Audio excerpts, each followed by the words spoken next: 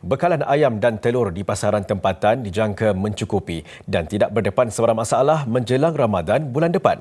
Menteri Pertanian dan Keterjaminan Makanan Datuk Seri Mohamad Sabu berkata, berdasarkan data kementerian, kedua-dua barangan itu kini stabil di pasaran. Sebab itulah kita mahu semua pihak yang terlibat gabungan kementerian untuk mengawal supaya tidak berlaku penyeludupan.